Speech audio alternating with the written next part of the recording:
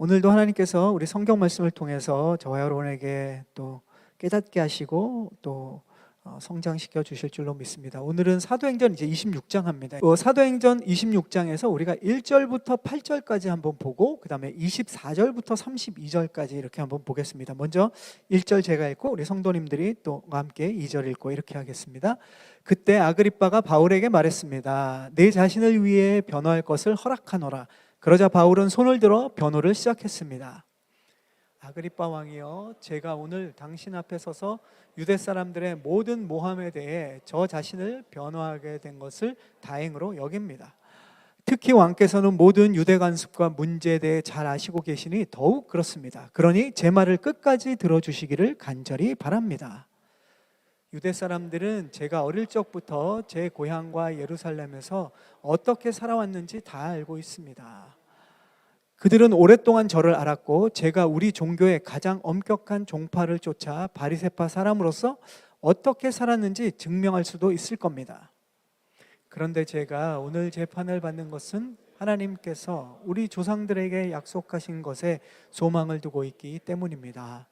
이것은 우리 12지파가 밤낮으로 하나님을 열심히 섬기면서 이루어지기를 바라던 바로 그 약속입니다. 왕이여, 바로 이 소망 때문에 유대 사람들이 저를 고소하고 있는 겁니다. 여러분은 왜 하나님께서 죽은 사람을 다시 살린다는 것을 믿지 못할 일로 생각합니까? 24절을 제가 읽어보겠습니다. 바울이 이같이 말하자 베스도가 바울의 변호를 가로막으며 소리쳤습니다. 바울아, 내가 미쳤구나.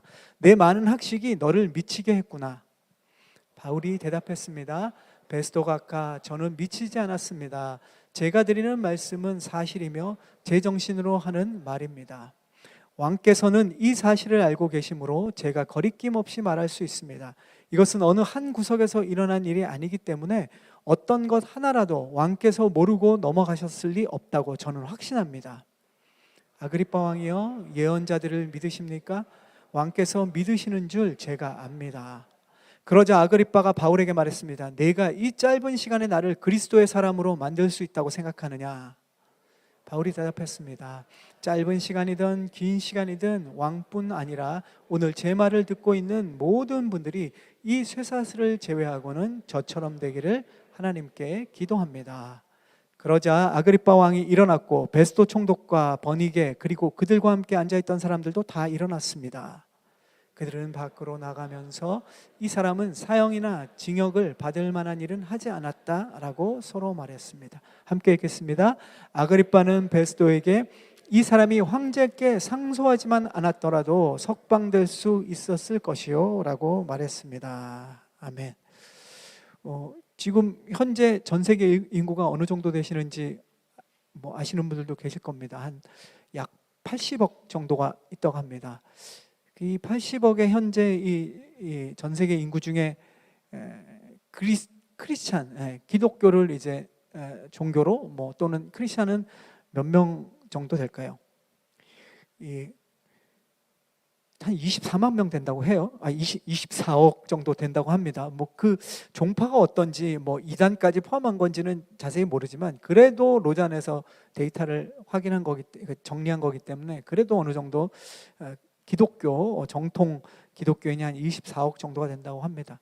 근데 중요해서 80억 중에 24억 정도가 크리스찬이라고 할 수 있는데 그러면 복음을 들은 사람은 몇 명 정도 되는가? 로잔에서 조사를 해보니까 한 60억 정도가 들었다고 해요. 꽤 많이 들은 거죠. 80억 명 중에 60억 정도가 복음을 들었는데 그 중에 24억 정도가 기독교인으로 있으니까 사실 복음을 들은 사람 중에서는 약 40% 정도가, 그죠?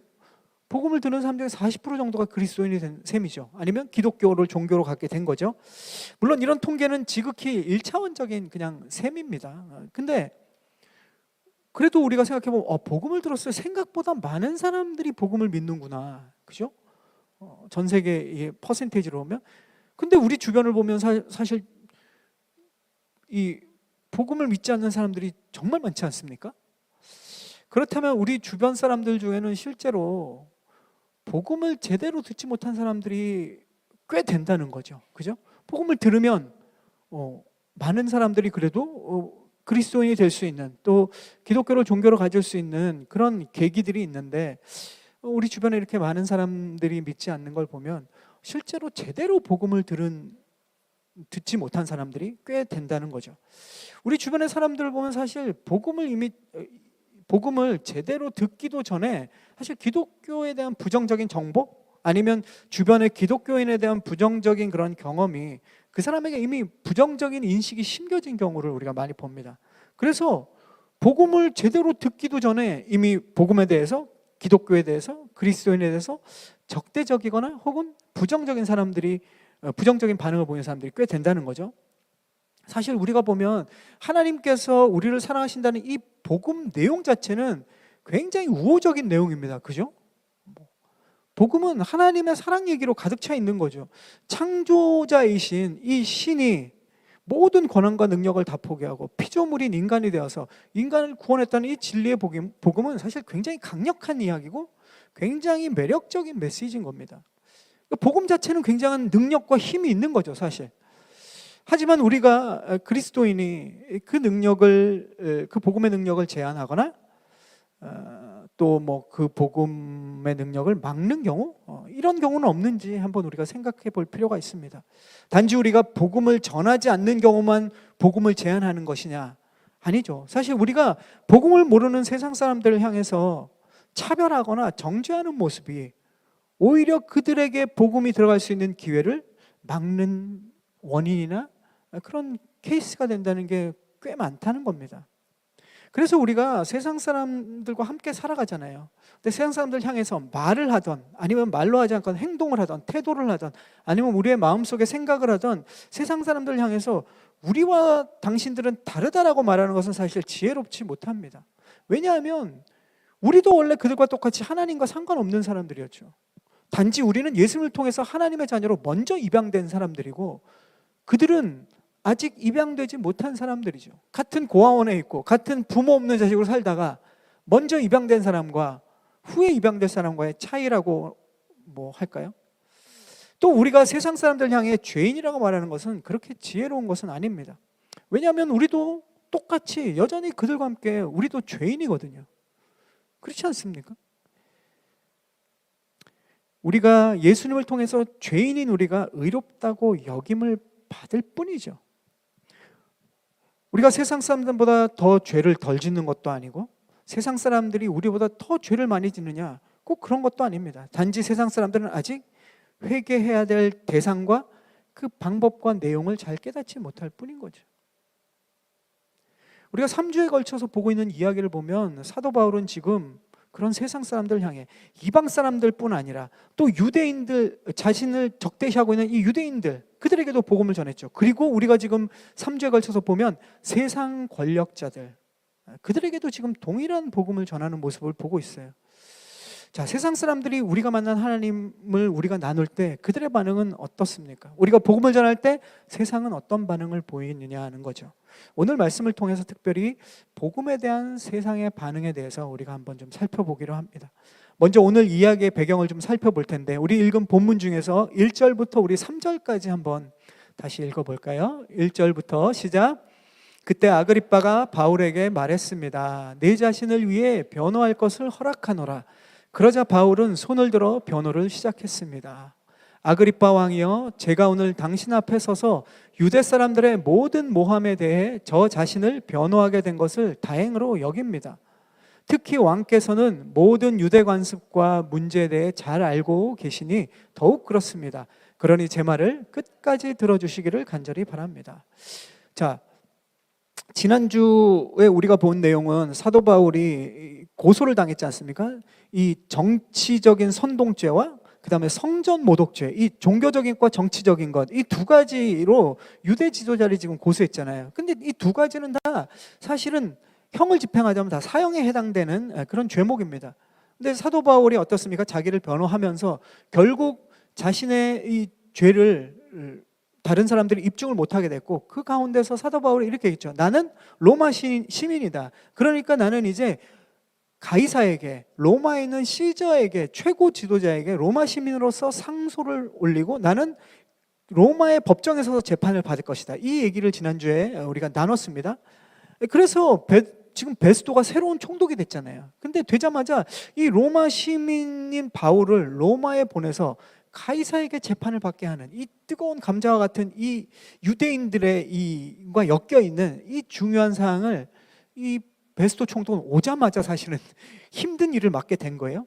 근데 오늘 우리가 읽은 본문은 그때 이 갈릴리 지역의 분봉왕, 로마가 다스리고 있지만 그 지역은 약간 지역의 그 왕들을 세워서 자기들이 자체적인 통치와 땅을 갖고 다스리게 했습니다. 그들을 이제 분봉왕이라고 하는데, 그때 갈릴리 지역의 분봉왕이었던 사람이 오늘 나오는 아그리파 왕입니다. 정확히 아그리파 2세인데, 이 사람이 이제 신임 총독이 왔으니까, 그 로마에서 왔으니까 당연히 알현하죠. 당연히 이렇게 환영하러 나가야 되지 않습니까?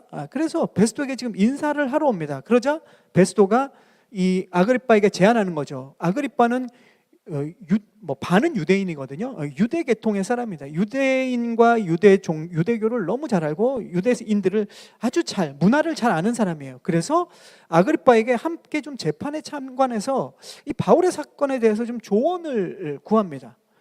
자, 보십시오. 총독과 지금 로마에 있는 가이사와 좋은 관계를 이 분봉왕인 아그리빠는 유지해야 됩니다. 이게 되게 그에게 있어서 중요한 정치적인 그런 반응인데, 그래서 아그리빠는 좋다, 흔쾌히 수락을 하죠.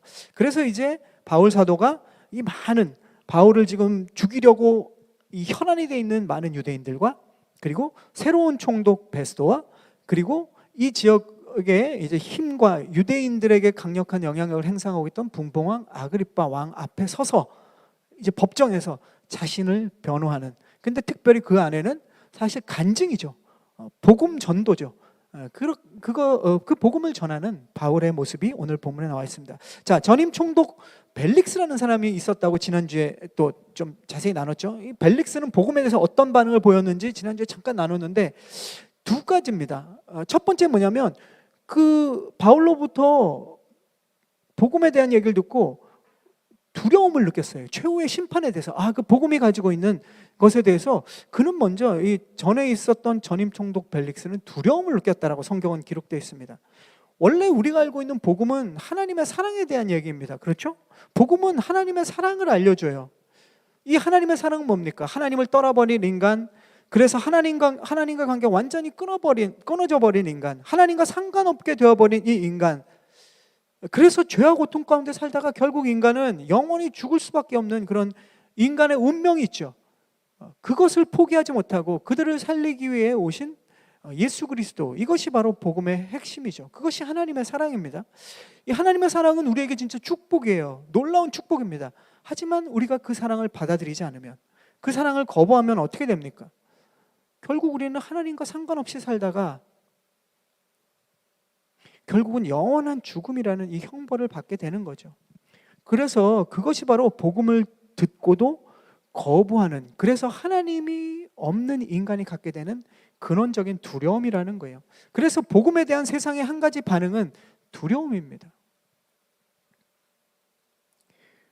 모든 사람들은 사실 자신이 짓는 잘못과 죄에 대한 죄책감뿐만 아니라 이 깊은 내면에 두려움이 다 있어요. 그리고 죽음에 대한 두려움이 있죠. 죽음에 대한 두려움이 없는 사람이 누가 있겠습니까? 아무리 세상 권력과 세상의 돈과 건강한 육체의 힘을 가지고 마치 자기가 세상의 주인인 양, 자기가 마치 신인 양 그렇게 살아가는 사람들조차도 그 영혼의 깊은 곳에는 모든 것을 잃어버리게 될 두려움이 있습니다. 내가 소유한 모든 것이, 아니면 지금 내가 소유하고 싶어서 쫓고 있는 모든 것들이 다 사라지는 날, 그날이 머지않아 금방 온다는 것을 모든 사람이 알고 있어요. 왜냐하면 우리를 앞서가서 죽은 사람들이 다 그것을 우리에게 보여주고 있거든요. 우리는 그 길을 따라가고 있는 거죠. 그래서 두려운 겁니다. 가진 사람은 그 가진 것들을 내려놓아야 할 그 마지막 때가, 자신의 인생의 마지막 때가 두렵고, 가지지 못한 사람은 그것을 가져보지도 못하고 맞이하게 될 그 마지막 때가 두려운 겁니다.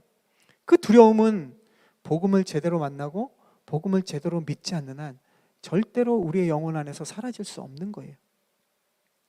그래서 복음은 세상 것들을 가진 자에게도 복음이 필요하고 세상의 것들을 가지지 못한 자에게도 복음이 필요합니다. 두려움을 가진 세상 모든 사람에게 필요한 것이 무엇이냐? 바로 복음인 것이요. 모든 이에게 필요한 것입니다. 벨릭스를 통해서 이전 총독이죠. 복음에 대한 세상의 또 다른 반응은 뭐냐면 벨릭스는 이 복음을 악용했습니다. 그죠? 악용하는 모습이 보여요. 벨릭스는 사실 사도 바울이 감옥에 있을 때 분명히 죄가 없는 걸 알면서 2년이나 감옥에 가둬놨다고 제가 지난주에 말씀드렸죠. 그러면서 종종 만났어요. 그래서 복음을 들으면서 두려워하면서, 성경은 뭐라 그러냐, 한편으로 벨릭스는 이 바울이 무언가 바울에게 뇌물을 좀 받지 않을까라는, 뇌물을 아주 좋아하는 사람이잖아요. 그래서 뇌물을 받지 않을까 해서 자꾸 바울을 불러다가 복음을, 바울의 이야기를 들었다라고 기록되어 있습니다. 세상 사람들은 알아요. 복음이 이기적이지 않은 것, 복음이 얼마나 이타적인지를 압니다. 그리고 이타적인 복음을 믿는 이 기독교인들, 그리스도인들이 또한 그래도 선한 마음과 선한 행동을 할 거라는 기대감이 있어요. 저와 여러분을 향해서 세상 사람들이 말은 안 해도 다 근본적으로 뭔가 조금씩 기대감이 있다는 거예요. 어디서 잘 나타나냐? 똑같은 잘못을 저질러도 기독교인들이 욕을 더 먹는 이유가 뭐 있습니까? 이유가 뭡니까? 선한 복음을 믿는 사람들에 대한 막연한 기대가 세상은 있는 거죠. 그에 해당하는 책임 있는 선한 행동을 바라는 기준이 어느 정도 세상 사람을 향한 것보다는 그리스도인을 향해서 조금 더 높기 때문에 그래요. 그래서 그들의 기대에 반응하고 그들의 기준에 부합하는 모습이 기독교인들에게 어느 정도 요구됩니다. 저와 여러분에게 요구돼요. 근데 그런 분위기를 악용하는 경우도 있다는 겁니다. 우리 주변에 크리스찬이 아닌 사람이 우리에게 이렇게 반응할 때가 있지 않습니까? 똑같이 잘못해놓고, 야, 나는 그래도 너는 안 그래야지. 없습니까? 저는 목회자라서 그런지 제 친구들이 있을 때 그런 이야기를 종종 들었습니다. 목회자 되기 전에 그 청년이었을 때도 자주 듣던 얘기인 것 같아요. 나는 그래도 너는 그러면 안 되지. 이 기대치입니다. 물론 이런 반응이 우리를 더 건강하고 올바른 그리스도인으로 살아가도록 도와줄 수 있는 도구는 돼요. 하지만 이것을 대놓고 악용하는 사람을 만날 때가 있다는 거죠. 그리스도인이니까 네가 이건 당연히 손해를 봐야지. 그리스도인이니까 당연히 이건 네가 당해도 괜찮은 거야. 그런 분이신가 본데요. 자, 세상에는 그리스도인을 핍박하는 사람도 있지만 그리스도인을 악용하는 사람들도 있어요. 악한 마음을 가진 사람에게는 우리가 어떻게 반응합니까? 그래도 무조건 그 다 악한 의도를 알면서도 그 악한 행동에, 악한 태도에, 또 악한 그것에 대해서 그대로 똑같이 우리가 그래도 선하게 반응을 해줘야 되느냐? 참 어려운 문제죠. 하지만 이 악용하는 사람, 그러니까 악용하려는 그런 나쁜 의도를 가지고 있지가 않는 경우라면 사실 우리는 예수님의 말처럼 달라는 사람에게 주고 빌려달라는 사람한테 빌려주는 것이 우리가 노력해야 할 반응은 분명한 것 같습니다. 그것이 세상이 필요로 하는, 세상의 소금과 빛으로 살아가는 그리스도인들에게 부여된 그런 소명인 것이죠. 자, 벨릭스는 사실 지난주에도 어느 정도 나왔기 때문에 오늘 우리가 나눌 포인트는 이제 두 번째, 후임 총독인 이 베스도의 반응이 어떤 건지 한번 보겠습니다. 오늘 본문 중에서 우리 24절과 25절 말씀을 읽어보겠습니다. 24절, 25절 시작. 바울이 이같이 말하자 베스도가 바울의 변호를 가로막으며 소리쳤습니다. 바울아, 내가 미쳤구나. 내 많은 학식이 너를 미치게 했구나. 바울이 대답했습니다. 베스도 각하, 저는 미치지 않았습니다. 제가 드리는 말씀은 사실이며 제정신으로 하는 말입니다. 자, 우리가 계속 여러분도 너무 잘 알고 있지만 또 이 사도행전에 계속 바울이 그 간증을 하니까 바울이 어떤 사람입니까? 그죠? 세상적으로 보면 엘리트 중에 엘리트잖아요. 당대 최고 학자인 유대의 탁월한 그 3대 랍비 중에 하나인 그 가말리엘의 밑에 있던 제자였어요. 그리고 헬라 철학에도 진짜 정통한 사람이었죠. 뿐만 아니라 뭡니까? 로마 시민권을 가진, 그 당시에 가장 어떻게 보면 프리패스, 미국 시민권은 비교도 안 되는 그 당시에 고위층 국민이었던 거죠. 그러니까 최고 학교, 최고 학문, 최고 출신, 그냥 금수저인. 그런데 그가 예수 그리스도를 만나자 이 모든 것이 별 가치가 없어져 버렸어요. 믿음과 충돌하고 믿음에 저해되는 경우라면 이런 부분, 세상적인 학문, 세상적인 신분, 세상적인 능력, 이것을 다 그는 배설물과 같이 여겼다라고 얘기합니다. 왜냐하면 그 진짜를 만났거든요. 훨씬 더 귀한 것을 만났거든요. 어린아이가 더 좋은 것을 가질 때 그 전에 있던 것, 손에 쥔 것을 버리고 좋은 것을 움켜쥐는 것처럼 바울은 진짜를 만났기 때문에 세상 것으로 채울 수 없는 최고를 그가 가지게 되자 그가 이전에 자신이 가지고 있던 것이 별 가치가 없었어요. 별로 소중하지 않은 거예요. 더 소중한 걸 만났기 때문에. 이것이 바로 저와 여러분이 가지고 있는 예수 그리스도를 아는 지식입니다. 이것은 뭐 성경적인 지식을 얘기하는 게 아니죠. 우리가 믿고 있는 이 복음이라는 거예요. 바로 사도 바울이 에베소 교회에 보내는 편지에 이것을 분명하게 알려줍니다. 우리 주보를 펴보시면 에베소서 3장 7절부터 11절까지 말씀이 기록되어 있는데요. 이번에 우리 함께 한번 한 목소리로 읽어보겠습니다. 에베소서 3장 7절부터 11절까지 시작. 그러나 내게 유익하던 것을 나는 그리스도 때문에 다 해로운 것으로 여깁니다. 내가 참으로 모든 것을 해로 여기는 것은 내 주 그리스도 예수를 아는 지식이 가장 고상하기 때문입니다. 그분으로 인해 내가 모든 것을 잃어버리고 심지어 배설물로 여기는 것은 내가 그리스도를 얻고 그 안에서 발견되기 위한 것입니다. 내가 가진 의는 율법에서 난 의가 아니요 그리스도를 믿음으로써 얻는 의, 곧 믿음으로 인해 하나님께로서 난 의입니다. 나는 그리스도와 그분의 부활의 능력을 알고 그분의 죽으심을 본받아 그분의 고난에 동참하는 것이 무엇인지 알기 위해 어떻게 해서든지 죽은 사람들 가운데서 살아나는 부활에 이르고자 합니다. 아멘. 베스도에게도 그랬는데 지금 바울 사도는 베스도와 아그리파 앞에서 동일한 고백을 하고 있어요. 뭘 얘기하고 있냐? 그리스도의 부활, 자신이 믿고 있는 예수 그리스도의 죽음과 부활에 대해 이야기하고 있는 중입니다. 그러자 베스도가 어떻게 반응합니까? 오늘 우리 읽은 본문처럼 베스도가 바울의 변호를, 자신을 변호하는 이야기를 듣던 중, 그의 간증을 듣던 중, 그의 복음 전도를 듣던 중에 말을 가로막으면서 소리쳤다 이렇게 됐습니다. 그래서 뭐라고 얘기하냐? 네가 미쳤구나 이렇게 얘기합니다. 베스도는 예수님을 믿는 이 믿음에 대한 깊은 지식이 결국 바울을 미치게 만들었다고 생각한 거죠. 그렇죠. 베스도는 로마인입니다. 이 헬라적 사고방식, 헬라의 지식과 그가 가진 종교와 철학과 사상이 있었어요. 그 사고방식으로는 베스도가 이 바울의 얘기를 들으면서 당연히 말도 안 되고 이해할 수 없는 이야기입니다. 지금 이 시대 세상 사람들은 우리가 믿고 있는 이 복음을 더더욱 이해할 수 없죠. 2000년 전에 이 베스도뿐만 아니라 오히려 지금 이 시대 세상 사람들이 훨씬 더 사실 이 복음을 이해할 수도 없고 믿을 수가 없는 말도 안 되는 얘기입니다. 합리적인 사고방식, 과학적인 사고방식, 보이는 것과 검증된 것만을 우리가 인정하는 시대를 살아가고 있죠. 이것이 가장 큰 힘이고 능력이고 이것이 정상이라고 얘기하는 시대입니다. 근데 이런 상황에서 보이지 않는 하나님을 이야기하고 죽은 자가 다시 살아난 이야기를 믿는다면 그럼 누가 이해할 수 있습니까? 게다가 이분이 하나님이신데 인간을 구원하기 위해서 인간이 되었다. 그리고 모든 인간을 위해 죽으시고 지금 부활하셨다는 얘기, 얼마나 황당한 얘기입니까? 진짜 황당한 얘기죠. 세상 사람들이 저와 여러분이 믿는 이 믿음에 대해서 진짜 자세하게 듣지 못해서 그렇지, 이 성경의 이야기는, 우리가 믿는 복음은 자세히 알면 알수록 믿을 수 없는 얘기로 가득 차 있는 것이 성경 말씀입니다. 그래서 믿으면 믿을수록 이해가 안 되고 믿으면 믿을수록 의심이 간다는 것도 어쩌면 당연할지도 몰라요. 그리고 세상은 우리가 믿는다고 하면 미쳤다고 말하는 것이 당연한 반응일지 모른다는 거죠. 눈에 보이는 것만 인정하는 믿음 없는 세상이 볼 때 당연히 우리의 믿음은 비정상입니다. 이성적인 것만을 인정하는 이 근대 사회 이후를 살아가는 지금 이 세상이 볼 때 당연히 우리의 생각은 비정상인 거죠. 논리적이지 않죠. 근데 여러분, 역으로 한번 생각해 보십시오. 세상의 정상적인 사고방식으로는 절대 이해할 수 없고 인정할 수도 없고, 그래서 절대로 받아들일 수 없는 이 복음을 저와 여러분이 지금 믿고 있어요. 이게 얼마나 놀라운 일입니까? 여러분이 정상적인 생각을 못하는 사람들입니까? 여러분이 공부가 짧은 사람들입니까? 아니잖아요. 근데 저와 여러분이 이것을 믿고 있어요. 이게 얼마나 놀라운 기적입니까?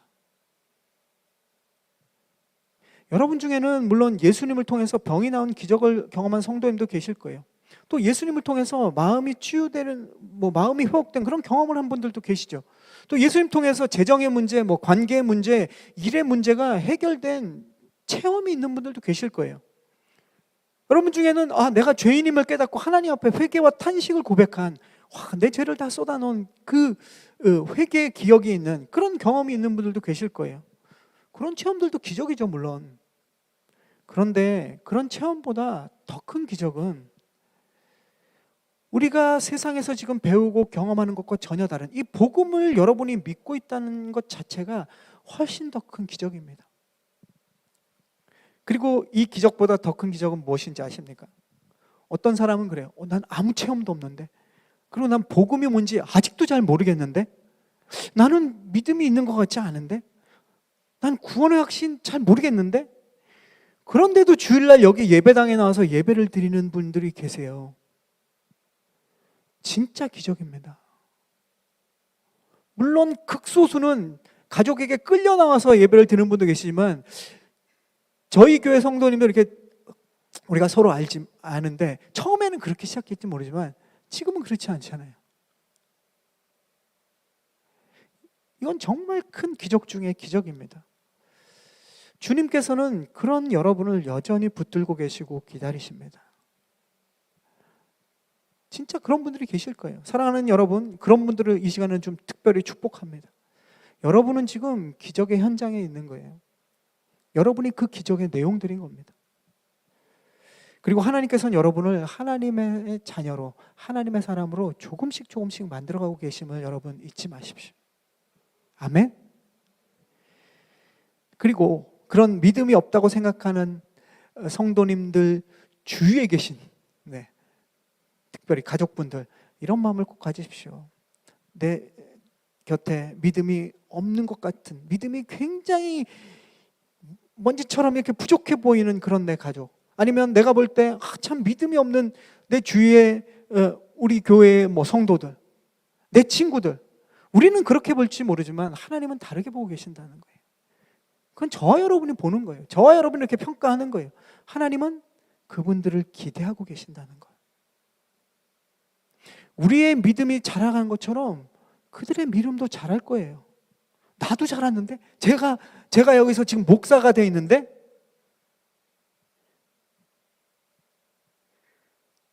때와 시기와 타이밍이 다를 뿐이죠. 그들을 향한 하나님이 어떤 마음을 가지고 있는지 그 마음을 저와 여러분이 갖기를 축복합니다. 그들을 축복하고 그들을 위해서 기도하는 하나님의 자녀들이 되십시오. 그러면 하나님이 그들을 어떻게 변화시키고 어떻게 만드실지를 우리 모두가 그 기적의 현장들을 함께 체험하고 함께 감격할 수 있을 줄로 믿습니다. 아멘. 우리 서로에게 좀 이렇게 고백하겠습니다. 서로 쳐다보시면, 당신은 하나님의 기적입니다. 진짜 기적이에요. 또 한 가지 이렇게 축복했습니다. 하나님께서 당신을 믿음의 사람으로 만들어 가실 겁니다. 저와 여러분은 이 기적을 경험했고 지금도 이 기적을 경험하고 살아가는 사람들이에요. 베스도 같은 세상 사람들의 반응에 우리가 불편하거나 걱정하거나 두려움을 그들로부터 받을 수 있죠. 하지만 그것 때문에 우리의 신앙이 흔들릴 필요가 없습니다. 오히려 세상의 그런 반응은 우리가 믿고 있는 이 기적에 감사하는 계기가 되길 축복합니다. 그리고 세상이 그런 반응을 보이는 사람들을 긍휼히 여기고, 그들도 바울이 얘기한 것처럼 그들도 나와 같이 되기를 원한다. 당신들도 나와 같이 되기를 원합니다. 이 믿음으로 중보하기를 축복합니다. 우리가 믿음을 가지고 살아갈 때 베스도 같은 사람들이 있죠. 근데 그런 사람들만 있는 게 아니에요. 오늘 보면 아그리빠 왕이 나옵니다. 그는 어떤 반응을 하는지 우리 마지막으로 보겠습니다. 우리 26절부터 28절까지 우리 함께 읽어보겠습니다. 26절부터 28절까지 시작. 왕께서는 이 사실을 알고 계시므로 제가 거리낌 없이 말할 수 있습니다. 이것은 어느 한 구석에서 일어난 일이 아니기 때문에 어떤 것 하나라도 왕께서 모르고 넘어가셨을 리 없다고 저는 확신합니다. 아그리빠 왕이여, 예언자들을 믿으십니까? 왕께서 믿으시는 줄 제가 압니다. 그러자 아그리빠가 바울에게 말했습니다. 내가 이 짧은 시간에 나를 그리스도의 사람으로 만들 수 있다고 생각하느냐? 자, 이 아그리빠 왕은 아까 얘기한 것처럼 유대인 배경이 있어요. 유대인 혈통도 있고 유대인에 대해서 너무 잘 알고 율법도 잘 압니다. 그리고 유대인들의 문화에 대해서도 너무 잘 아는 사람이에요. 요즘으로 얘기하면 사실 기독교라는 종교에 대해서 아주 그래도 어느 정도 지식을 가지고 있는 사람이죠. 교회를 종교 생활의 하나로 어느 정도 다닐 수 있는 사람, 또는 이 기독교가 믿는 이 복음의 진리에 대해서 시커라고 할 수 있죠. 구도자? 그게 뭔가? 어느 정도 궁금증을 가진 사람이라고 할 수 있어요. 그렇지만 그는 아직 믿음의 영역에 들어오지 않은 사람이에요. 아그리빠는 복음을 전하는 사도 바울에게 오늘 이렇게 얘기하셨습니까? 복음을 듣다가, 전도를 듣다가, 야, 네가 지금 이 짧은 시간에 왕인 나를 그리스도인으로 만들 수 있다고 생각하느냐? 이렇게 질문을 해요. 우리 주변에도 이런 반응을 하는 사람들이 있죠. 교회를 다니는 나에 대해서 부정적으로 생각하는 사람뿐만 아니라 나와 되게 관계가 좋아요. 그런 사람도 나에 대해서 이런 반응을 보일 수 있다는 겁니다. 그 포스트 모던 보이 교회로 돌아오다라는 아주 재밌는 책이 있는데, 제가 되게 재밌게 읽은 책인데, 거기에 보면 이런 얘기를 합니다. 어떤 한 사람이 기독교가 익숙하다고 해서, 그리고 그 사람이 그리스도인과 친하다고 해서 예수님에 대해서 관심을 가졌다고 생각하면 큰 착각이라는 거죠. 별개라는 거예요. 그러니까 그리스도인을 신뢰하는 첫 문턱을 넘었다고 해서 그 사람이 복음에 대해서 관심이 있는 건 아니라는 거예요. 이 두 번째 문턱을 넘지 않은 복음에 대한 무관심한 사람들이 있어요. 근데 그리스도인이나 기독교에 대해서는 그렇게 문제나 적대적이지 않다는 거예요.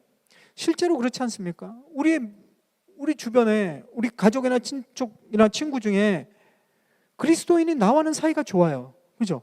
기독교가 어떤 종교인지, 그리스도인이 어떤 정도인지, 어떤지를 어느 정도 알고 있어요. 하지만 복음에 대해서는 전혀 관심이 없는 사람들이 있지 않습니까? 명절 때 보면 더 느껴지죠.